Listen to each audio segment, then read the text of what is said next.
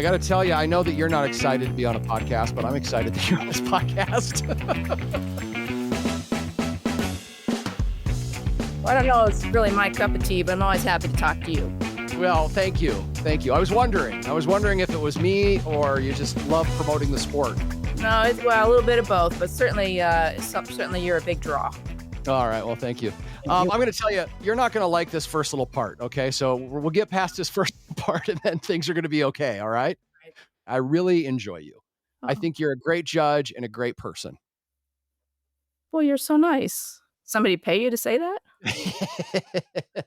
When I chaired my first trial, actually, I called you because I knew I was the weak link because it was my first time chairing and I needed strong links. And you were one of those strong links, judges who are good at what they do, set fair and challenging hides, just get it done. So I wanted to thank you for that too. And I just love talking to you about stuff. And I want other people to realize that, although I think you're trying to keep it a secret, aren't you? Well, I don't want to get too popular. So see, that's what I figured. All right.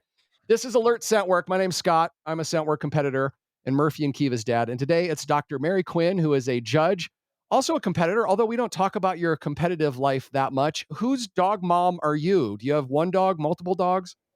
I have two dogs. I have my veteran Labrador, Griffey. He's 9.5. He's been with me since the beginning of this journey, and we certainly grew together. He waited for me to catch up to his skill set, but he's been a wonderful dog and really very talented at scent work, and we've had a great time together. And then my rookie in the house is Opie. He's 1.5 years old. He also is a black lab, and his approach to life is that it's just fun and it's a big comedy. So it's been a learning curve to adjust to a different dog's way of doing things. Right. I know so many people that have this scenario. They have the dog that got them into scent work because it was better than them. And they're like, I want to give this dog a fair shake, so I'm going to get better. And then the second dog is like the clown, right? So it's a whole different thing. That's absolutely what I have, but I appreciate them both for their unique attributes. And I'm just having a lot of fun with both of them. Yeah, I'm getting that way too with my other dog. I'm starting to appreciate her for who she is. So, all right. I want to know, before we get to talking about judging the Master Nationals, I want to know a little background because I've never really had this conversation with you, which is crazy because I've worked with you and shown under you numerous times. What is your scent work origin story? How did it all begin? Well, it really started with the barn hunt. And it started with Griffey, of course. When he was a puppy, as I do with all my dogs, I always had treats in my pocket. And when he would do something good, positive, I reward the puppy. But with Griffey, he always had his nose stuck to my pocket. And so I quickly realized that I needed to do something with this dog and his nose. And I saw an article in the paper about barn hunt, and we went and gave that a try. And he did pretty well. There were some parts of it that he didn't particularly enjoy. So then I found out about scent work and we made the switch and we were immediately hooked and haven't looked back. Yeah. What was it particular that hooked you? What was it that really sucked you in and just made you say, I'm all in on this? Well, I think it was just watching the dog do what he could naturally do. I mean, this amazing ability that our dogs have to play this sport and use their nose is something that we can never understand. And just to watch them do it amazed me. I was fascinated by the anatomy and the physiology behind it. And I just enjoyed doing something where the dog was in charge. I wasn't asking him for anything. I wasn't telling him what to do. He was leading the way, and I had to try and catch up. Right. So many people know you as Dr. Mary Quinn. You're a vet in a former life. Do you think that's part of the reason you said you love the physiology of it all? Is that part of the reason you think you love the physiology aspect? Because some people like the odor theory, and I've never had that answer before, the physiology. Yeah, I think my background allowed me to see it a little bit differently and really try and understand what was happening in the dog's nose and the dog's brain. I think it also gives me a unique perspective because I spent my whole career reading dogs and understanding what they were telling me about their clinical problems. But with scent work, it's really a two-way conversation throughout the search, and I just find that fascinating and so rewarding. Yeah, I've heard that a lot lately, and it's starting to dawn on me that this is really a game of conversation, is what it is. Griffey and I have a whole conversation throughout the search without even saying a word. I Obviously, know. can't say a Yeah, word, but we truly it's a two-way conversation, and I just think that's amazing, and I love every minute of it. yeah. I didn't realize that until just kind of recently, and it's kind of redefined the sport for me a little bit, how I participate in it and how much I appreciate it. So I think that paradigm of knowing this is a sport about conversation is super powerful and definitely something I didn't know when I was just telling my dog to find it and waiting for the final response. So Yeah, I think that we don't totally realize till you get to the upper levels. no, you don't. You don't. You don't. All right. So you were into it as a competitor, and then you decided judging. What took you down that next level? I think I just was hooked, on the sport, and I started to trial around enough, and, I had experienced good judges and less than good judges, and I just wanted to really contribute to the sport in our area because it was growing exponentially, and I thought, "Well, if I become a judge, that gives, the local clubs a regional option." And I knew I would do a good job and research and educate myself, and so I just wanted to find a way to contribute to the sport. Yeah. You're from the Phoenix area, which I think it's hard to remember sometimes that AKC Scent Work didn't really start till 2017, 2018. I know the Phoenix area is like a hotbed of scent now. There's some really great judges down there. There's a lot of great competitors, great ran trials. It's hard to believe there was a time that that wasn't the case and you were able to come in and contribute at that kind of ground level. Must have felt pretty cool. Yeah, I definitely was at the ground level. Of course, Alex Woodruff is one of the big contributors to the growth of this sport in our area, and so, I learned from her and experienced some of her trials, and I just am so happy to be able to contribute. Let's get to the AKC Master Nationals. So, what was it like to be there as part of the very first AKC Scent Work Master Nationals from the judges' side? Was there any emotions that went through you when you showed up at the Roberts Center? Did you have any thoughts? Give us the lowdown. I think, a lot of the emotion and the thoughts, really started before I actually got there, and that was with the initial phone call from AKC Scent Work. I got the call, "Hey, do you wanna come and judge the national?" And I was like, "Absolutely, sign me up." How exciting that we're going to have a national, and it was truly an honor to be invited to participate, and so there was certainly a high level of excitement and anticipation at first, and then as we got closer to the event, there was a lot of discussion about, how is it gonna work? I was given the assignment of, having the master interior two-room day, and suddenly I got a little bit apprehensive this daunting task and maybe a little bit nervous about, boy, how is this all gonna come out? How were we gonna get through this? And then when I finally got to the Roberts Center and they gave me my search areas, then I just kind of went into judging mode and became hyper focused on my responsibilities and trying to do a good job at the national. But there was just so much excitement about the event. Everyone was thrilled to be there, and it was an amazing experience. What were you apprehensive about beforehand when you found out you were doing interiors? You did interiors on the first day, the two room, and then you did buried on the second day. Yeah, the way they had it set up for the preliminary rounds was they wanted to be able to give teams a cue if they got the search correct. So the preliminary rounds, the search parameters were very similar to your standard master trial, with the exception of the time limits. They were quite a bit shorter.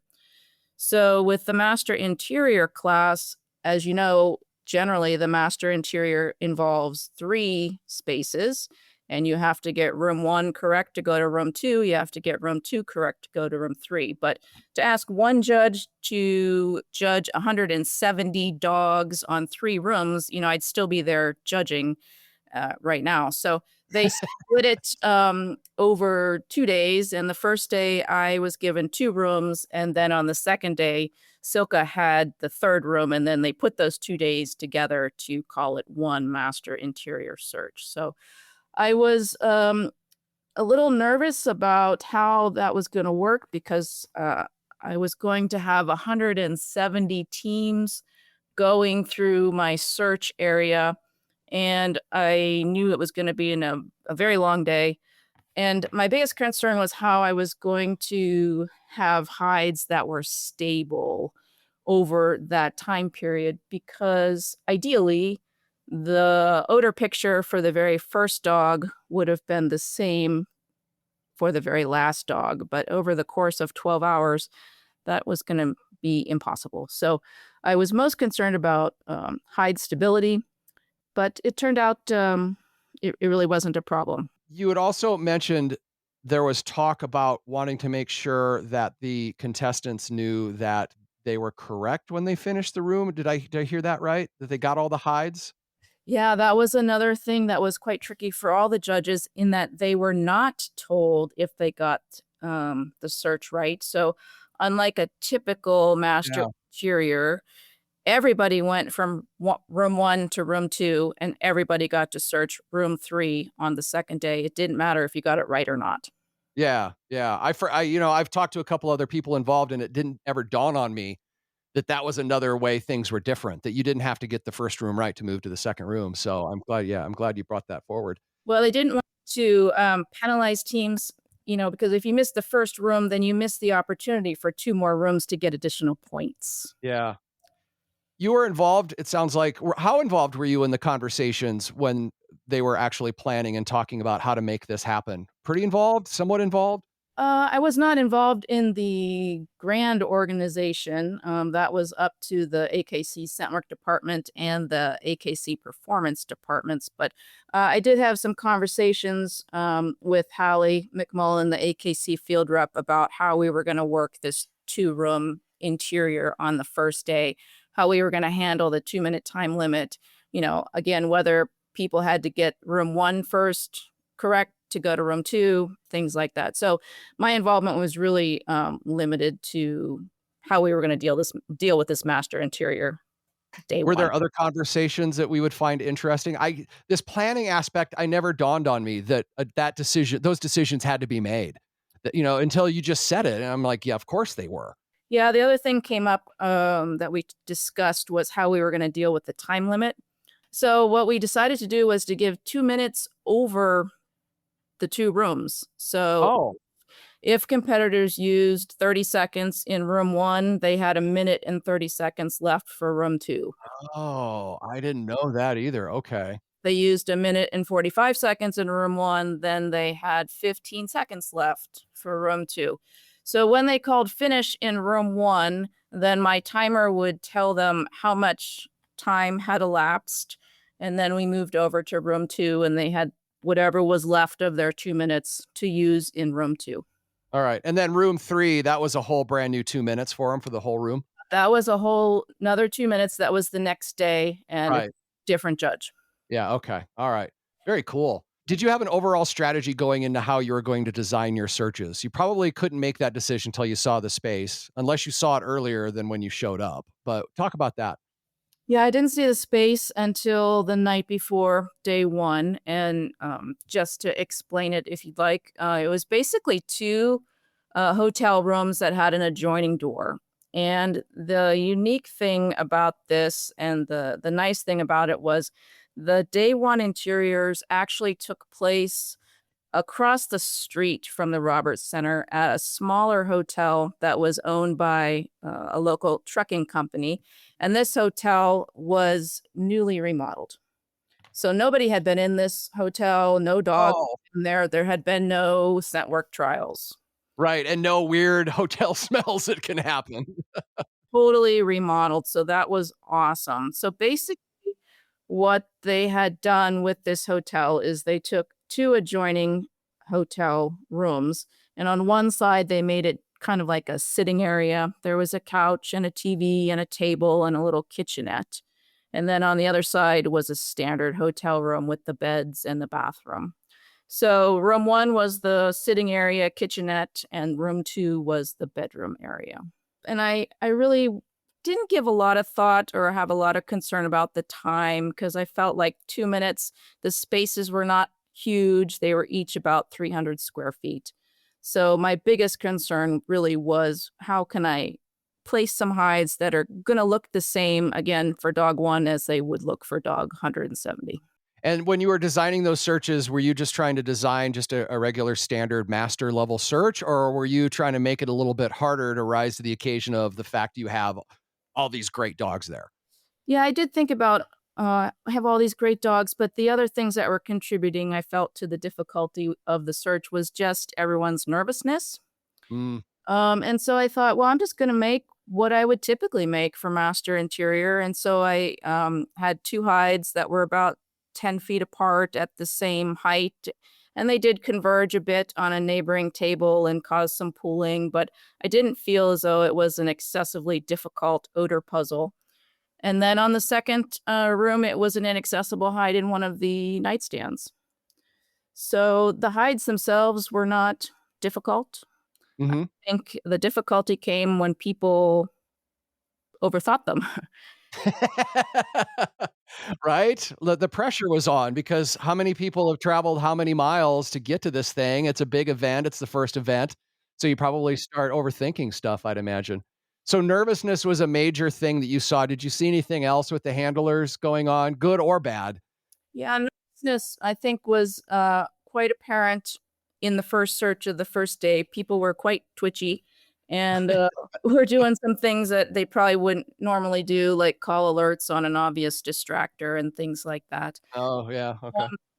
I think that people, though, settled into it over the course of that first day. And then once they had the hang of things, they were not quite as nervous by the second day. I talked to a couple of the contestants, people that competed, and that was kind of the general thing that I got as well, is after that first search, people just kinda settled into doing what they do at a regular trail, much like it sounds you did. It sounds like you just kinda treated this like another master search, except for keeping in mind that your search area had to be viable for a long period of time.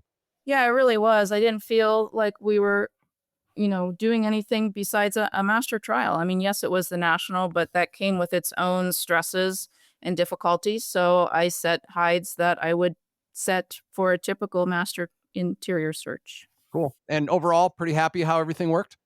Yeah, I thought things worked very well. I saw the same odor behavior throughout the day in my dogs that I was judging. So, yeah, I was happy with how things work, and the outcome was pretty much as expected. I suppose you went back to the hotel with a smile on your face.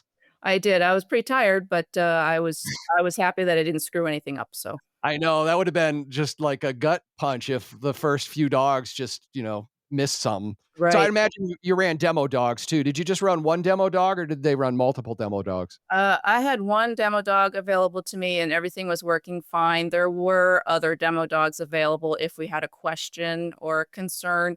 And then on the final day, while I didn't judge that, I did help, and they ran two demo dogs on both of those final searches.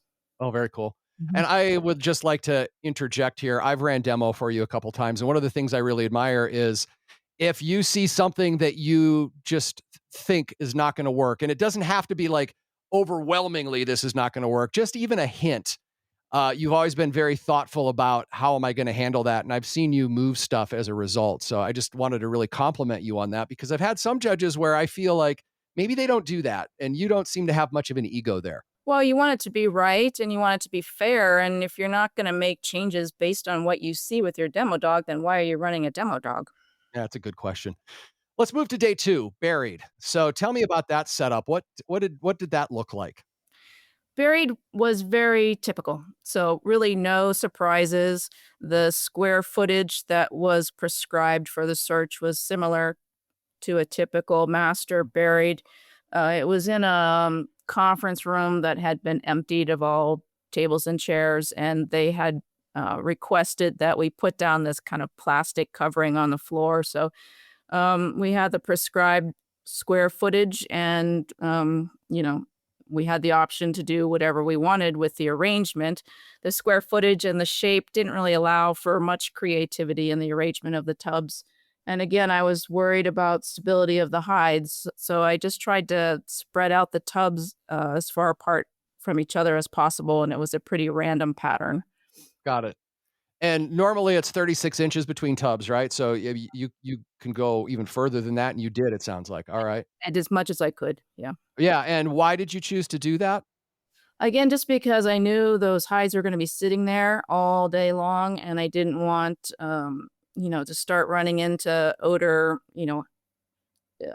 drifting onto neighboring tubs as much as possible. And again, I wanted the first dog to have the same opportunity as the 170th dog. Yeah. Was there anything going on in the room from a airflow standpoint that you had to take into consideration? The HVAC came on and off, but it really didn't seem to impact much. So Okay, that search I felt was pretty stable as well. got it. I was looking on buried day 2, which is what you judged, right? You judged buried day 2, yeah. There were a lot of faults, and some handlers had even 2, and I did a little math. 15% of the handlers had faults. What was going on that we were seeing so many faults? At least maybe it wasn't. Maybe that's the standard number of faults, but talk about that. People were dropping a lot of food, Sure. you Uh-huh. and people were double calling. I think because the tubs were arranged in a random pattern, they have difficulty keeping track of what they had already called.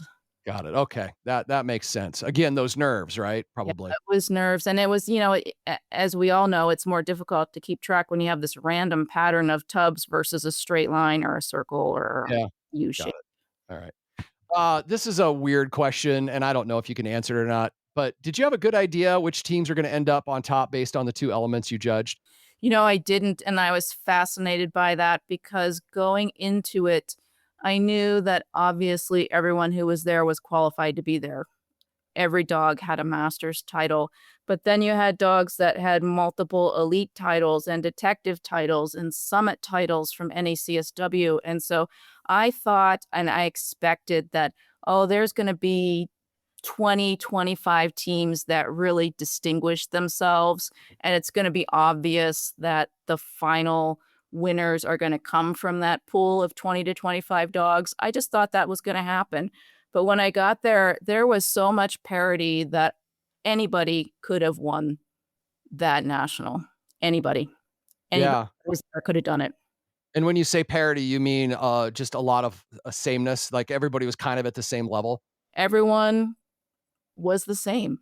Even if they had a bad search or two in the preliminaries, if you look at the scores, you didn't have to be perfect in the preliminaries to get to the finals. I think the score range for the finals, they had it was 180 points possible for the first 2 days combined.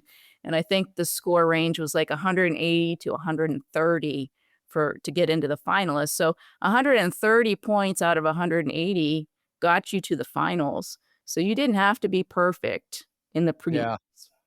Well, I talked to the person who came in first, and, her first couple days, it wasn't anything extraordinary. Like, when you look at some of those preliminary results, you would see teams there were some that were consistent and then finished well, but then there were some that were in the 40s, 50s, 60s, and then, final day came back and made it happen. Yeah, it's really interesting if you go and look at the top finishers for the finals and you go back and see what place they were in after day 1 and day 2, you would probably have never picked them to finish in the top 4. Right, right, and I know for at least one contestant that I talked to, that was their strategy. Their strategy was to save their dog. Mhm. We're just gonna do enough to get into the final day because we know that we don't have to beat ourselves up. We just have to be in the top 100 dogs. So I don't know how many other people were doing that, but I think probably not enough. based on what you saw, huh? I just saw, by the end of day 2, I saw a lot of tired handlers and tired dogs. Yeah, from stress and maybe over searching a little bit and all that. I think that's a strategy point I'm gonna take away if I end up going next year. I think that that's an interesting way to play it, so Well, I don't think it's anything that anyone would have known until, we went through it. right, because it's the first one. Yeah. What'd you think about the scoring format? I mean, it's different than what we're used to. Was it kind of fun in a way or not? What was your thoughts on that? At first, I wasn't sure how it was going to work, but I think it really made for a fair contest because it wasn't about being the fastest. It was about getting the most points on those first 2 days just to get into the finals. So I think it really made it so that every team had an equal chance. It wasn't just the high drive, speedy dogs who were going to come out on top.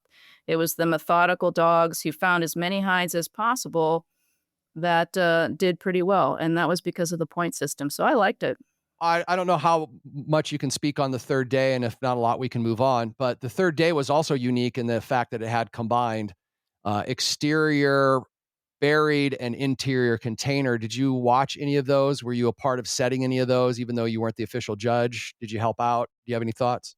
Yeah, I was not the official judge, but I did stick around and I was Donna's gate steward, well, elevator steward, I guess, mustn't be the a better.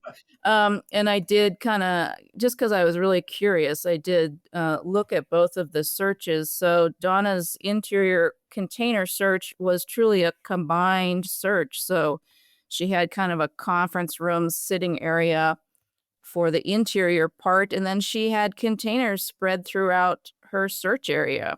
And I think that surprised a lot of people. A lot of people thought you were gonna do, like, a standard container search and then move over and do a standard interior search, and that wasn't the case.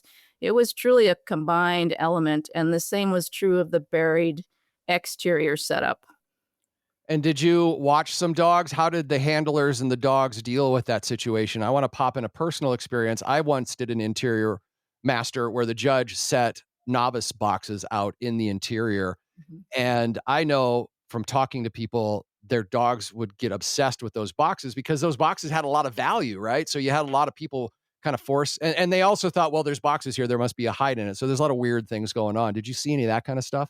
Yeah, I didn't watch any dogs because they didn't allow any spectators or videos. Because, again, I was trying to get dogs staged for Donna, so but I did hear people, after the fact talk about how they didn't even see containers. They didn't even register that there were containers, in Donna's search, and I know in the exterior, he had some buried tubs, around, and one of the water tubs was relatively close to a hide in a tree or on a tree, and I know there was some dogs who were calling the buried tub as hot, and so it presented some interesting puzzles and, thought processes, I think, for the teams.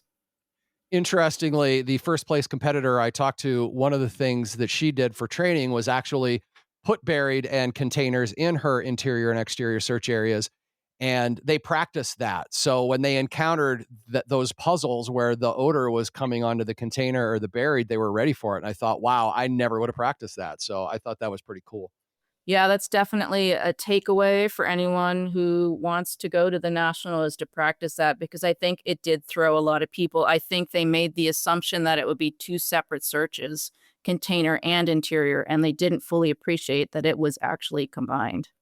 You know, you said that some people came out and they were talking that they didn't even notice there was containers. That was probably for the best, actually, right? Just let their dog do the work so Yeah. then you don't obsess on that stuff. It might, could have worked out in their favor. All right. So, from a judging standpoint, let's take a look at the big picture of this. So, what do you think the event got right in terms of what it did? What were you really impressed with?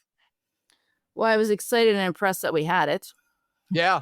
You know, Right. as a lover of scent work, the fact that now we're gonna have a national is amazing, and it's certainly something to work toward and to be excited about.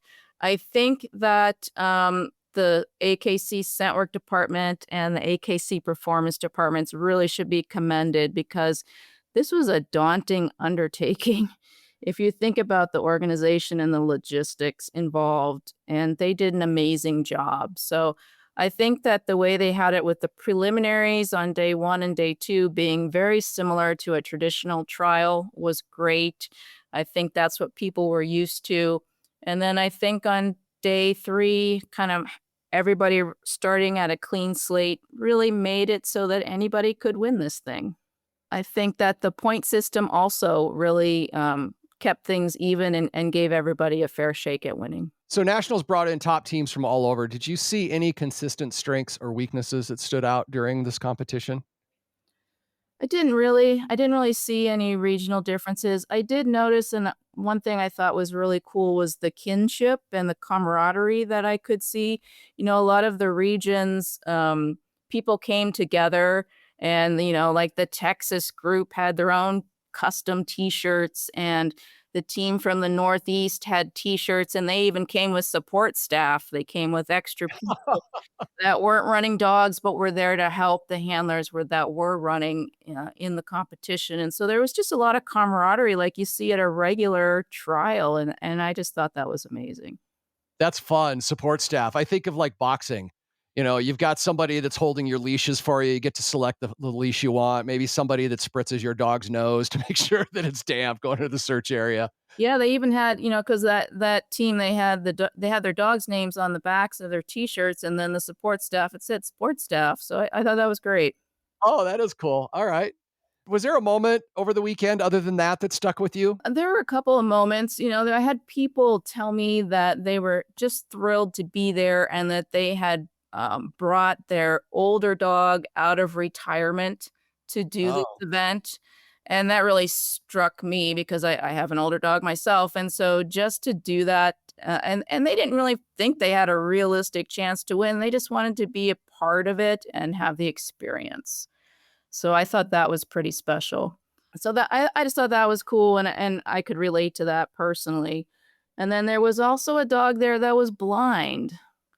And I watched that dog a couple of times, and it was just amazing that that dog was there doing the same thing as all the sighted dogs, and he made it to the finals. And so it just said a lot about our sport, about who can do it and who can be there.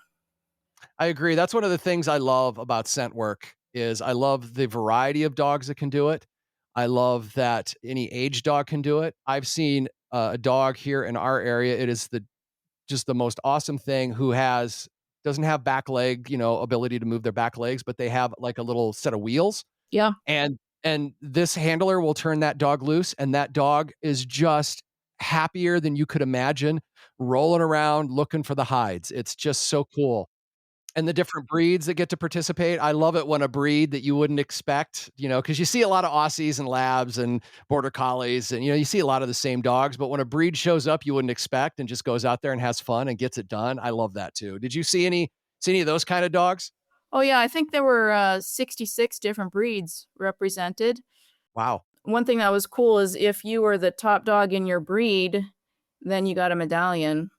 There's an Akita from your general area, Susie and Coco, of course. And Coco, I think, is 13 years old, but she's still out there giving it a go. And Coco won the breed medallion. Really? That's so awesome. Well, Cool. she was the only Akita there, but Well, we take the wins however we can get them sometimes, I guess, right? well, Coco, she's not going to win any land speed records, but she was there giving it a go, and she did a great job. Yeah, that's awesome. Mary, are you ready for a segment called 7 Questions? Ready. Well, you're the first one to say that so confidently. Well, I've listened to your podcast before. Oh, okay. All right. Most of the time I get moans and groans and gasps. So, all right, good. It was, You prepped. yeah. Well, I don't know, prep. Yeah. I was ready. Yeah. Okay, cool. All right. Well, then you know that it's 7 questions. I'm just looking for top of the mind answers. Of course, you've heard some of these, so maybe you've thought them out. A sentence or two. If I want you to expand, I'll ask you to expand. 7 questions with Dr. Mary Quinn. When I'm judging, beyond seeing competitors succeed, I love it when. I love it when they come out of the search and they say that was challenging but fair. Tell me your dog's favorite rewards after a great search, and tell me for each dog. Oh, I have Labradors, so it's just food. I mean, it doesn't matter. It could be dry kibble. It could be Okay. carrots. They don't care. Do you do you use anything in particular, or just whatever you happen to have on you? No, it's whatever comes out of the closet. They do not care. Okay. One piece of advice you'd give your beginner self in scent work when you first started. Treasure every trip to the line. Yeah, you're one of those judges. You know what I'm talking about when I say one of those judges? Yeah. Yeah, a lot of times you'll say that in the morning briefing, and then you'll tell a brief story, and then you get people crying. Yeah. Um, Well, it has impacted how I view the sport because of my own experience. right, absolutely. It goes too fast. Our time with these dogs in this sport can go away quickly. And so I have changed because of that. What's one thing you wish competitors knew about being a judge? I wish they knew how much we put into it and how much we think about it and how much prep we do. How should competitors process a tough day? If it didn't go well, what should they do? They need to just let it go and realize that they're going home with the same amazing dog that they came with. The dog does not know and does not care if they didn't get that green ribbon or they didn't finish that title. They're just happy to go home with you and try again another day. Do you have a signature distractor? You know the answer to this, I do believe. I do. I want to hear your story. I did not put it out at the national. I thought that might put some people over the edge, but probably my signature distractor is the farting ninja auditory distractor. Uh-huh. I And love it. so it's a little toy that has a motion activator and it makes a farting noise. And I find that it just makes people chuckle a little bit and dissipates some of the tension and the stress. So I use it. The dogs Yeah. don't seem to care. Maybe for that reason, you should have brought it to nationals, actually. I did think about it, but then I was like, maybe that's a little much for the national. So I'll keep it for my home trials. What's the best compliment you've ever gotten at a trial? And this can be as a judge or a competitor. Actually, usually it's from people who don't get the search correct, but they say, you know what? That was fair. I made a mistake and I learned. Yeah. Yeah, I can agree with that. I said that to a judge just this last weekend, actually. Yep. I missed 2 hides, and I'm like, "You know what? I love that. It challenged us. We weren't ready for it today, but I think in 3 or 6 months, we will be ready for it." Right. So, yeah, that's very cool. If your dogs could talk, what would they say about you as a handler? That would depend who you asked. I'm pretty sure that Griffey would just say I was extraneous to the whole process. He would say, Mom, I'll tell you what, you hold the treats, wait for me at the start line. I will go take care of business and report back. Pretty much that's what he feels about me. And then Opie, he just thinks life is amazing. So he would just say I was the coolest person in the world and he's having so much fun. Can we do it again tomorrow? And what is your most memorable moment as a judge? And I mean, it could be talking about how, for whatever reason, animals of all sorts tend to show up in your searches. You were judging a trial for us, and I think a moose showed up and some turkeys showed up. I know. I don't know what that is. I don't know if they think I'm like Dr. Doolittle or, Oh, yeah, sure. but yeah, it does seem that I attract animals into my search areas and I don't do anything to ask them to come. They just seem to show up. So yeah, your trial, we had moose and turkeys. Other trials, I've had feral cats, potbelly pigs wandering through my search. So it just seems to be me. I'm not sure why that is.